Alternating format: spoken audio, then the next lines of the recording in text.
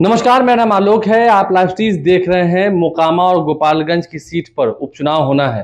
देखिए, बिहार विधानसभा की 2 सीटें खाली हुई थी, अब उस पर चुनाव होना है। अब ऐसे में बीजेपी ने अपने प्रत्याशियों के नाम की घोषणा कर दी। एक तरफ जहां गोपालगंज में कुसुम देवी को उम्मीदवार बनाया है, वहीं मोकामा में सबसे बड़ी बात सोनम देवी, जो कि ललन सिंह, मोकामा वाले ललन सिंह, उनकी पत्नी है। इस वक्त सीनियर जर्नलिस्ट गणेश हमारे साथ हैं। बीजेपी ने तो अनाउंस कर दिया, आपने कल एक वीडियो चलाया भी था जिसमें आपने चर्चा की थी कि खूब विवाद हुआ था बीजेपी कोर कमेटी की बैठक में। लेकिन ये पूरी कहानी क्या है, कैसे बीजेपी ने तो इस बार मोकामा में टिकट देकर सोनम देवी को इतिहास ही बदल दिया, यानी कि बीजेपी गई मोकामा वाले ललन सिंह के पास। देखिए आलोक, मोकामा की जब हम चर्चा करते हैं तो मोकामा इतिहास बदलता ही है। तो देखिए, हम क्यों कह रहे हैं कि बीजेपी का इतिहास बदल गया मोकामा में।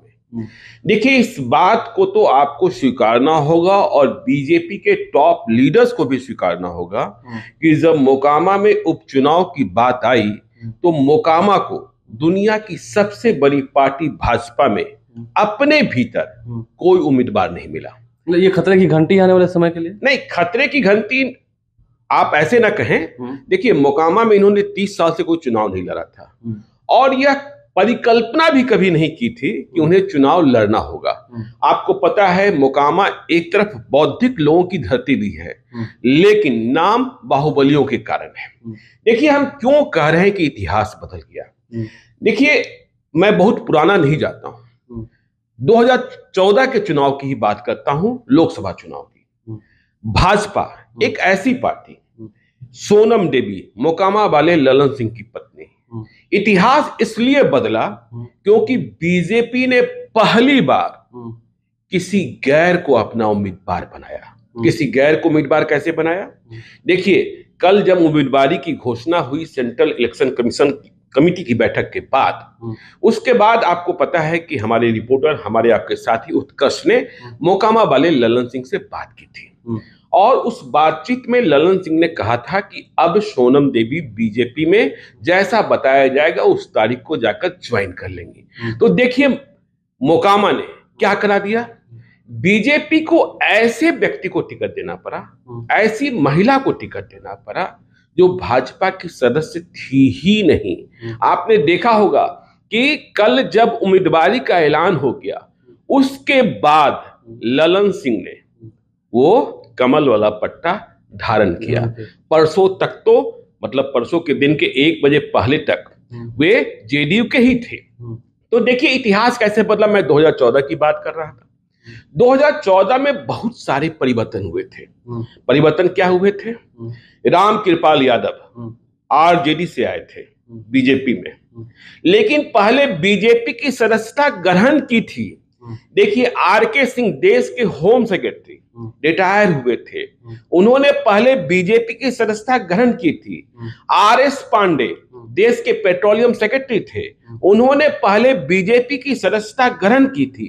तो जब आरके सिंह, आरएस पांडे और राम कृपाल यादव ने सदस्यता ग्रहण कर ली थी, भले 1-2 दिन पहले, उसके बाद उनके टिकट का ऐलान किया गया था पाटलिपुत्रा और आरा से।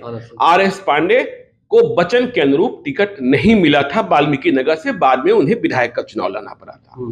तो मोकामा में आपकी स्थिति ये रही कि जिसे आप अपनी पार्टी का सदस्य नहीं कह सकते थे, उसे आपको टिकट देना पड़ा, क्योंकि आपको मोकामा में अनंत सिंह से, देखिए चुनाव तो अनंत सिंह की पत्नी नीलम देवी लड़ रही हैं, लेकिन आपको लड़ना अनंत सिंह से ही था।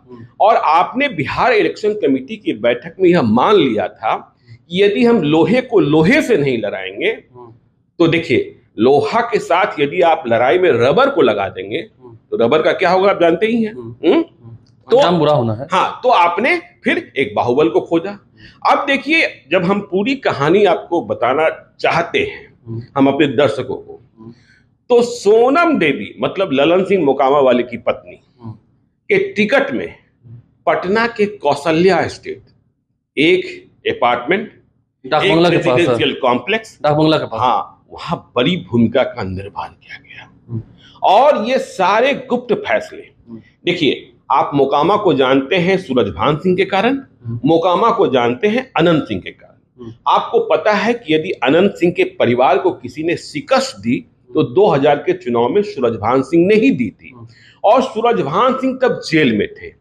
ठीक है, तो सूरजभान सिंह जेल में थे, मुख्य भूमिका का निर्वहन ग्राउंड जीरो पर ललन सिंह मोकामा वाले ही कर रहे थे। और जो हम बाहुबल की बात करते हैं तो हमें पता है कि मोकामा में तब लड़ाई कैसी थी।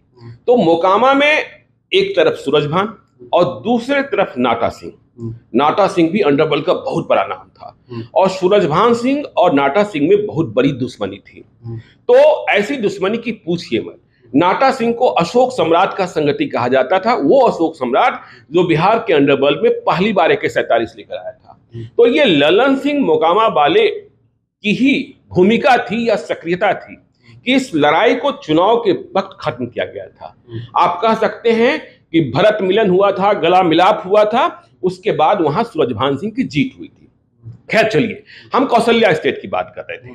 देखिए, सोनम देवी को टिकट दिलाने में जो केंद्रीय गृह राज्य मंत्री हैं नित्यानंद राय, उनकी बहुत बड़ी भूमिका रही है, या यूं कहें कि उनका ही फैसला हुआ, उनके कारण ही यह टिकट मिला, और उन्होंने ही यह समझा कि मोकामा में अनंत सिंह से लड़ाई आसान नहीं होगी। अब आप कहेंगे कि नित्यानंद राय की भूमिका और कौशल्या स्टेट कहां से आ गया? तो जिस कौशल्या स्टेट की आप बात कर रहे थे, पटना की डाक बंगला चौराहे की, जिसका निर्माण बहुत पहले हुआ, तो उस कौशल्या स्टेट के निर्माण में नित्यानंद राय और सूरजभान सिंह की बराबरी की भूमिका रही है। और दोनों के रिश्ते, मतलब सूरजभान सिंह और नित्यानंद राय के रिश्ते बहुत ही मित्रवत रहे हैं। अभी भी हैं। एनडीए में नहीं थे तब भी है। हाँ, तब भी हैं। देखिए, वो व्यक्तिगत रिश्ते हैं। और आपको यह भी मालूम होना चाहिए कि उसी कौशल्या स्टेट में, उसी कौशल्या कॉम्प्लेक्स में ये मोकामा वाले ललन सिंह भी रहते हैं। उनका भी फ्लैट है। हाँ, उनका भी फ्लैट है।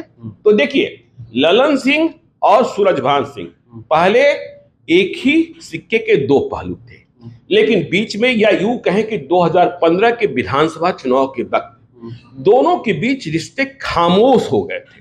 अब परिवार का रिश्ता है, वो तो टूटता नहीं है, तो रिश्ते खामोश हो गए थे।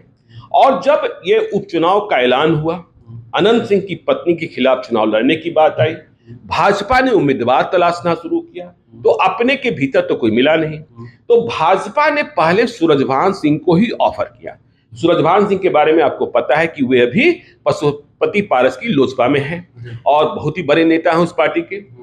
तो बीजेपी ने कहा कि बीना देवी, मतलब सूरजभान सिंह की पत्नी, जो 2014 में सांसद बनी थी मोकामा से, ललन सिंह को हराकर, तो आप 2014 में नहीं, 2009 में, माफ कीजिएगा, 2014 में ललन सिंह को हराकर जब जेडीयू अलग होकर चुनाव लड़ रही थी उस दौरान। ठीक है, तो हाँ, तो 2014 में सांसद बनी थी, तो कहा गया कि आप बीना देवी को चुनाव लड़ा दीजिए। लेकिन सूरजभान सिंह इस बात के लिए तैयार नहीं हुए कि वे बीना देवी को चुनाव वहां से लड़ाएंगे। ठीक है, तो उन्होंने यह भी कह दिया कि मोकामा में मेरी कोई दिलचस्पी, अब चुनावी दिलचस्पी नहीं रह गई है।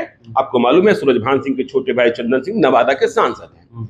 तो जब यह हुआ कि बीना देवी नहीं लड़ेंगी, उम्मीदवार का अकाल है, तो फिर यह पहल की गई कि आप ललन सिंह को चुनाव लड़ने में मदद करें। तो देखिए, रिश्ता तो था ही, परिवार, ठीक है, वो रिश्ता खामोश रिश्ता बदला हुआ था। तो यह सूरजभान सिंह का, जिसे कहते हैं, एनओसी लिया गया कि हाँ ठीक है ललन, नो ऑब्जेक्शन सर्टिफिकेट। जैसे आपने कल देखा होगा कि उत्कर्ष जब बात कर रहे थे ललन सिंह से, तो उन्होंने कहा भी कि 2000 में चुनाव विधायक बनने के बाद सूरजभान सिंह आगे 2004 में चुनाव लड़ने को, सांसद का चुनाव लड़ने को बलिया पहुंच गए थे। तब बलिया लोकसभा क्षेत्र हुआ करता था बेगूसराय में, और सूरजभान सिंह सांसद बन गए थे। और ललन सिंह ने अपने बारे में कहा कि उसने मोकामा कभी छोड़ा नहीं। तो यह जो खामोशी थी वो टूटी। कल आपने चंदन सिंह से भी बात की थी चलती हुई ट्रेन में, और अब साफ कर दिया कि हाँ एनडीए के पक्ष में है। हाँ, तो एनडीए के पक्ष में कहने का मतलब ये हुआ कि देखिए, मोकामा के बारे में जो फैसला हो गया है वो फैसला सही है। तो देखिए, अब मोकामा की लड़ाई जो है वो कांटे की लड़ाई होगी। देखिए, फैसला क्या होगा। अब देखिए, ललन सिंह ने कल उसी इंटरव्यू में कहा उत्कर्ष के साथ कि अगले 2 हफ्ते में आप देखेंगे कि मोकामा भाजपा मय हो जाएगा। भाजपा मय होगा कि नहीं होगा ये हम नहीं जानते हैं, लेकिन हाँ देखिए, मोकामा में थोड़ा सा भय का माहौल बनेगा। क्यों बनेगा? क्योंकि पहले एक तरफा था, और आपने आशंका भी जाहिर की कि पटाखे भी फूट सकते हाँ, हैं। पटाखा भी फूट सकते हैं, क्योंकि मैं बार बार कहता हूं कि मोकामा में अब 47 बनाम 47 है, और तो पटाखा फूट जाए इसमें कहाँ कोई बड़ी बात होगी। और इसीलिए मैं कह रहा था कि भय का माहौल बनेगा, क्योंकि देखिए अभी क्या था कि आप अनंत सिंह के पक्ष में खुले तौर पर बोल सकते थे, दूसरी ओर से आपको कोई भय नहीं था। 2020 में राजीव लोचन सिंह को लड़ाया गया, वो तो बिल्कुल ये कह सकते हैं कि वैसे बस लड़ा दिया गया, बस लड़ा दिया गया था। तो ललन सिंह, जो आप समझते हैं, ललन सिंह जिनके बारे में कहा जाता है कि इंडिया मोस्ट वांटेड, तो ललन सिंह तो मोकामा की धरती पर ही बैठकर जिस तरीके से ललन सिंह अनंत सिंह को चैलेंज करते हैं, क्या कोई दूसरा चैलेंज कर सकता है? हिम्मत भी कर सकता है, अनंत सिंह के खिलाफ जुबान भी खुल सकती है। तो अब आपको मोकामा में दो तरफा नारे दिखेंगे। अब यह तय होगा कि अनंत सिंह का जो सत्कार है, अनंत सिंह की जो मेहमान नवाजी है, कहने वाले लोग कहते हैं कि अनंत सिंह महीने में करीब 10 लाख रुपए का खर्चा मेहमान नवाजी पर, मोकामा से जो लोग उनके पास पहुंचते थे, चाहे वो किसी काम को लेकर पहुंचे, पहले उनके लिए खान पान स्वयं देखते थे, और इसके साथ ही कोई शादी विवाह के लिए पहुंच गया तो बेटियों की शादी में आर्थिक मदद भी करते थे, आर्थिक मदद भी करते थे। कोई झगड़ा हो गया तो अनंत सिंह का बाहुबल मोकामा विधानसभा क्षेत्र में नहीं दिखता था। तो देखिए वैसे ही ललन सिंह, जिनकी पत्नी सोनम देवी चुनाव लड़ रही हैं, तो ललन सिंह तो मोकामा में ही बैठे रहते हैं, उनका भी संबंध देहादेही है।